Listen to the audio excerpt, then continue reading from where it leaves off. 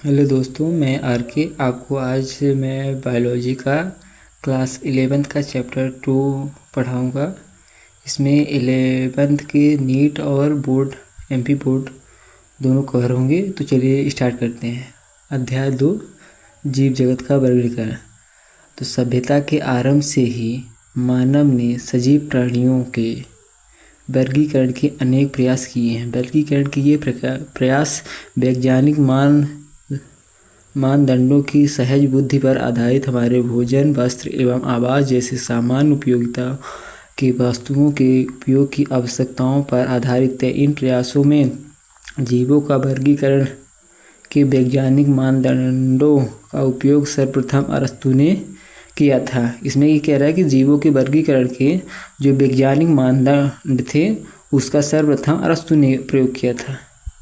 उन्होंने पादपों का सरल आकार की लक्षणों के आकार पर और वृक्ष, झाड़ी एवं शाख में वर्गीकृत किया।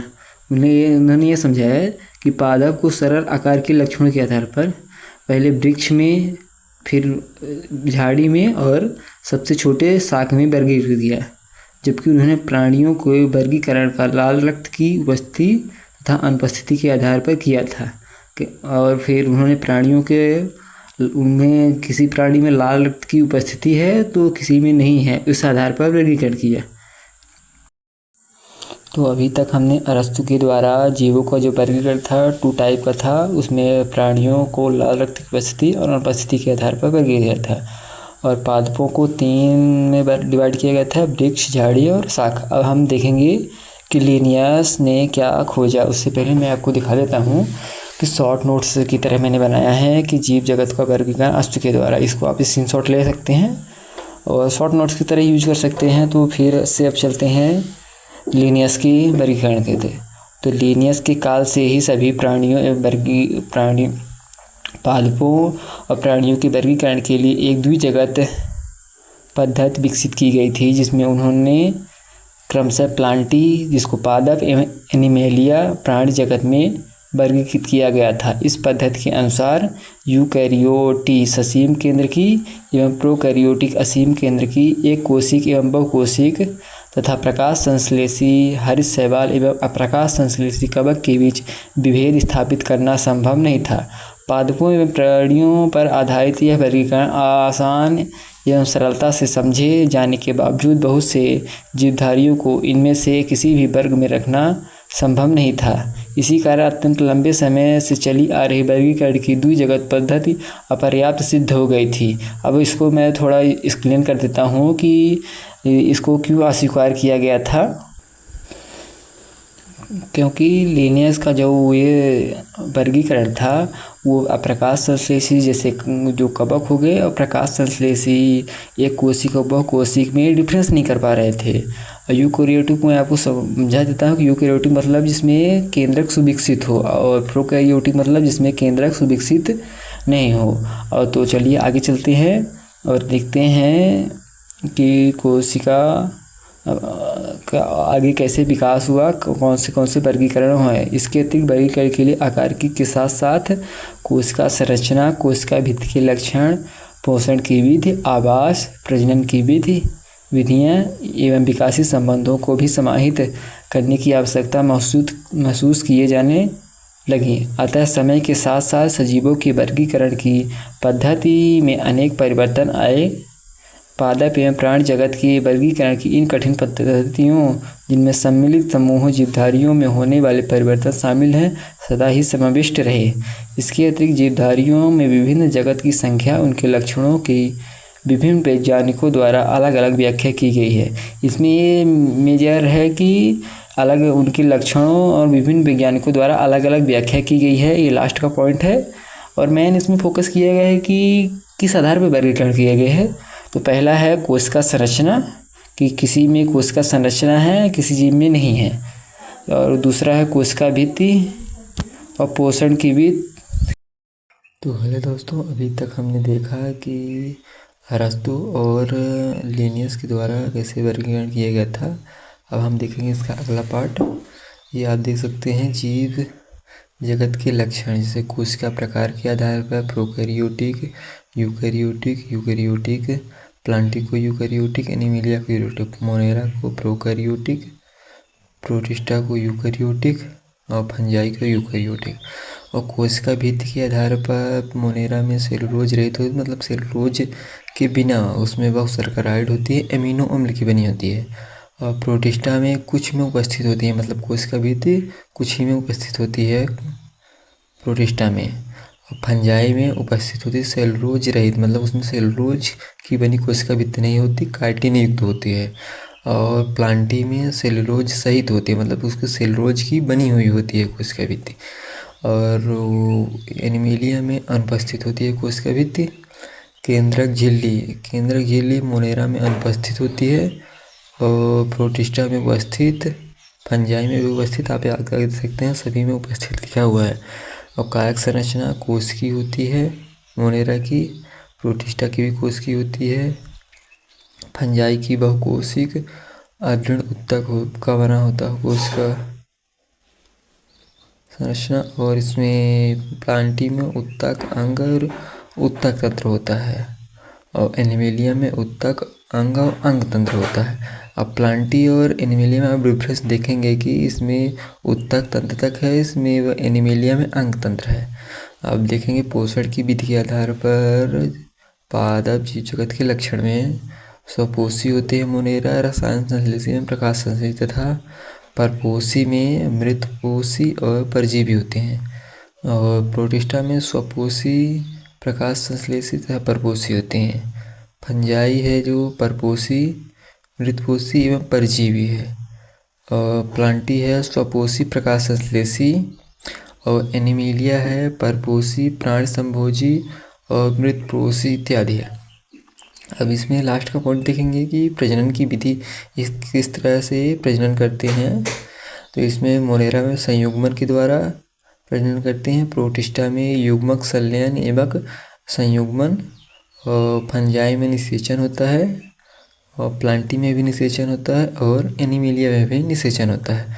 अब हम देखेंगे कि ह्यूटेकर द्वारा, R.H. ह्यूटेकर द्वारा कैसे वर्गीकरण किया गया। सन 1969 में R.H. ह्यूटेकर द्वारा 5 जगत वर्गीकरण की पद्धति प्रस्तावित की गई थी। इस पद्धति के अंतर्गत सम्मिलित किए जाने वाले जगतों के नाम मोनेरा, प्रोटिस्टा, फंजाई, प्लांटी, एनीमिलिया है। कोशिका संरचना, शारीरिक संरचना, पोषण की प्रक्रिया, प्रजनन एवं जाति संबंध, उनके वर्गीकरण की पद्धति ये प्रमुख मानदंड थे। तालिका 2.1 में इन सभी जगतों के विभिन्न लक्षणों का एक तुलनात्मक वितरण दिया गया है। मतलब ये तालिका दी गई है, ये R.H. ह्यूटेकर के द्वारा दी गई है।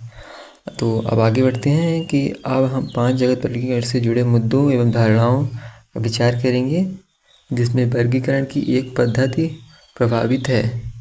इससे पहले की वर्गीकरण की पद्धति के अंतर्गत बैक्टीरिया, नीलहरित शैवाल, फंजाई, मांस, फंजाई के अंदर मांस है, फर्न, जिम्नोस्पर्म, एंजियोस्पर्म को पादपों के साथ रखा गया था।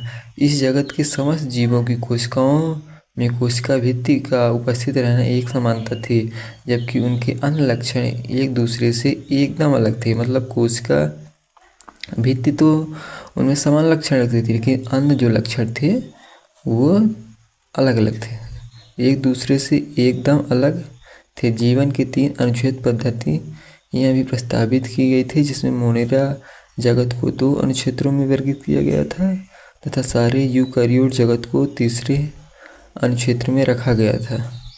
अतः खष्ट जगत वर्गीकरण पद्धति भी प्रस्तावित की गई। आज इस पद्धति के विषय में विस्तार से उच्च कक्षाओं में पढ़ेंगे।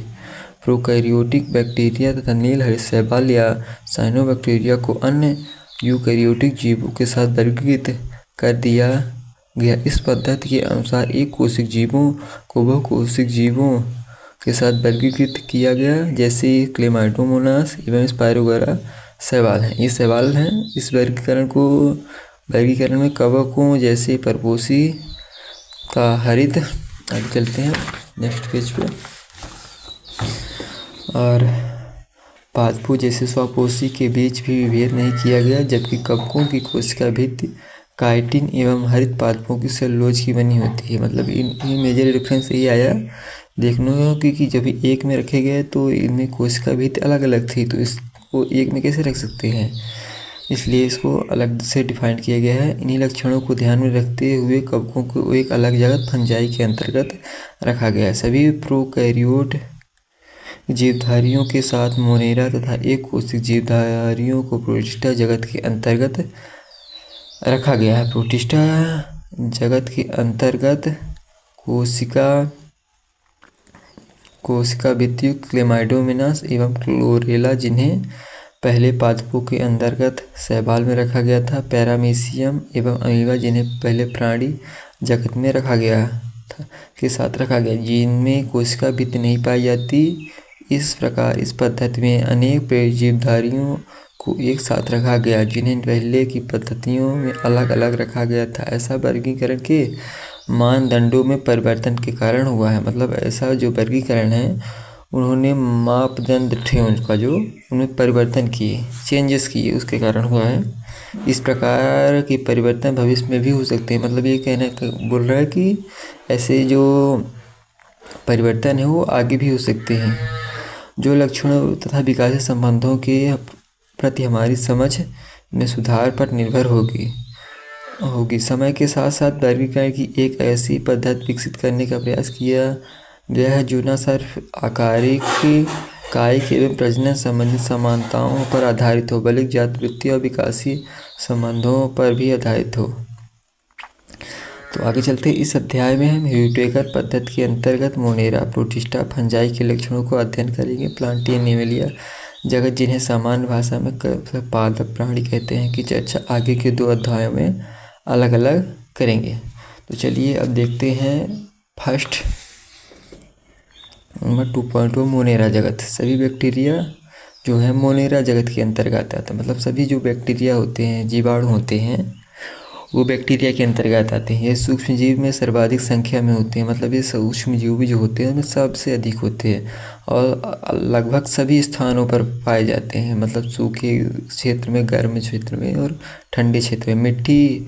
मुट्ठी भर मिट्टी में सैकड़ों प्रकार के बैक्टीरिया देखे गए हैं। ये गर्म जल के झरनों, मरुस्थल, बर्फ एवं गहरे समुद्र जैसे विषम में प्रतिकूल वास स्थानों, जहाँ दूसरे जीव मुश्किल से ही जीवित रह पाते हैं, में भी पाए जाते हैं। बैक्टीरिया जो अन्य जीवों पर या उनके भीतर परजीवी के रूप में रहते हैं। अब आगे चलते हैं। बैक्टीरिया को उनके आकार के आधार पर 4 समूहों में विभाजित किया गया है। जैसे गोलाकार कोकस बहुवचन, इसका होगा कोकाई। छणाकार बैसिलस, इसका बहुवचन होगा बैसिलाई। और कामा के आकार विब्रियम बहुवचन विब्रिया तथा सर्पिलाकार स्पाइरिलम बहुवचन स्पाइरिला में बांटा गया है। पहला है बैसिलाई, स्पाइरिला और विब्रियो। और ये आप देख सकते हैं, ये कोकाई भी दिया गया हुआ इधर, मैं दिखा नहीं पाया आपको। अब इसमें देखते हैं यद्यपि संरचना बैक्टीरिया अत्यंत सरल प्रतीत होते हैं, परंतु इनका व्यवहार अत्यंत जटिल होता है। चयापचय मतलब उपापचय की दृष्टि से अन्य जीवधारियों की तुलना में बैक्टीरिया में बहुत अधिक विविधता पाई जाती है। उदाहरण, ये अपना भोजन अकार्बनिक पदार्थों से संश्लेषित करते हैं। ये प्रकाश संश्लेषी, स्वपोषी तथा रसायन संश्लेषी स्वपोषी होते हैं, अर्थात ये अपना भोजन स्वयं संश्लेषित नहीं करते, अपितु भोजन के लिए अन्य जीवधारियों तथा मृत कार्बनिक पदार्थों पर निर्भर रहते हैं। मतलब ये भोजन के लिए खुद तो नहीं बनाते, लेकिन अन्य जीवधारियों तथा मृत कार्बनिक पदार्थों पर निर्भर करते हैं। अब आगे वाला टॉपिक देखते हैं कि आद्य बैक्टीरिया। आद्य बैक्टीरिया क्या है? ये विशिष्ट प्रकार की बैक्टीरिया होते हैं। मतलब एक स्पेसिफिक बैक्टीरिया होते हैं। ये बैक्टीरिया अत्यंत कठिन वास स्थानों जैसे अत्यंत लवड़ी क्षेत्र, हेलोपी, ये आप याद कर सकते हैं। ये नीट में कई बार पूछ चुका है कि अत्यंत लवड़ी क्षेत्र में जो बैक्टीरिया होते हैं वो कौन से हैं? हेलोपी। ये तीनों जो हैं, जैसे गर्म झरने में थर्मल एसिडोफिलस एवं कक्ष क्षेत्र में मेथेनोजर्म में पाए जाते हैं। आद्य बैक्टीरिया तथा अन्य बैक्टीरियाओं की कोशिका भित्ति की संरचना एक दूसरे से भिन्न होती है। यही लक्षण प्रतिकूल अवस्थाओं में जीवित रहने के लिए उत्तरदायी। मेथेनोजन अनेक रूमिनेट पशुओं जैसे गाय एवं भैंस के आंत में पाए जाते हैं। इनके गोबर मीथेन जैव गैस का उत्पादन करते हैं। तो आगे वाला टॉपिक देते हैं यू बैक्टीरिया। हजारों यू बैक्टीरिया तथा वास्तविक बैक्टीरिया की पहचान एक कठोर कोशिका भित्ति एवं कसाव चल बैक्टीरिया द्वारा की जाती है। साइनो बैक्टीरिया, जिन्हें नील हरित शैवाल भी कहते हैं, में हरित पादपों की तरह क्लोरोफिल ए पाया जाता है। ये प्रकाश संश्लेषी स्वपोषी होते हैं। साइनो बैक्टीरिया एक कोशी कॉलोनीय अथवा तंतुमयी आलबड़ जलीय समुद्र स्थलीय शैवाल है। ये वाले टॉपिक याद रखिएगा दोस्तों कि साइनो बैक्टीरिया एक कोशिक होता है, कॉलोनीय तथा तंतुमयी होता है। ये कभी कभी नीट से डायरेक्ट NCERT की लाइन उठ के पेपर में आ जाती है, तो ध्यान रखिएगा। इनकी कॉलोनी प्राय जेलीनुमा आवरण से ढकी रहती है, जो प्रदूषित जल में बहुत फलते फूलते हैं। बैक्टीरिया जैसे नॉन स्टॉक तथा इनामिना पर्यावरण के नाइट्रोजन को हेटेरोसिस्ट नामक विशिष्ट कोशिकाओं द्वारा स्थिर करते हैं। आपको दिखा देता हूँ, ये हेटेरोसिस्ट है। रुपये मैं पेन एक बार दिखाता हूँ। ये जो स्ट्रक्चर है ये हेटेरोसिस्ट का है और ये श्लेष्मी अक्षर से ढका हुआ है। अभी तो हम कहते हैं हेटेरोसिस्ट नामक विशिष्ट कोशिकाओं द्वारा स्थिर कर सकते हैं। रसायन संश्लेषी बैक्टीरिया नाइट्रेट, नाइट्राइड एवं अमोनिया जैसे मीथेन विभिन्न अकार्बनिक पदार्थों में अक्रियत कर उनसे मुक्त ऊर्जा का उपयोग ATP उत्पादन के लिए करते हैं। ये नाइट्रोजन, फास्फोरस, आयरन एवं सल्फर जैसे पोषकों के पुनर्चक्रण में महत्वपूर्ण भूमिका निभाते हैं। परपोषी बैक्टीरिया प्रकृति में बहुलता में पाए जाते हैं और इसमें अधिकतर महत्वपूर्ण अपघटक होते हैं। इन परपोषी बैक्टीरियों में से अनेक का मनुष्य के जीवन संबंधी गतिविधियों पर महत्वपूर्ण प्रभाव पड़ता है। ये दूध से दही बनाने में, प्रतिजैविक उत्पादन में, लेग्यूम पादप की जड़ों में नाइट्रोजन स्थिरीकरण में सहायता करते हैं। कुछ बैक्टीरिया रोगजनक होते हैं, जो मनुष्यों, फसलों, फार्म एवं पालतू पशुओं को हानि पहुंचाते हैं। विभिन्न बैक्टीरियाओं के साथ हैजा टाइफाइड, जो सैलोमोना टाइफाइड से होता है, टेटनस, साइट्रस, कैंकर जैसी बीमारियां होती है।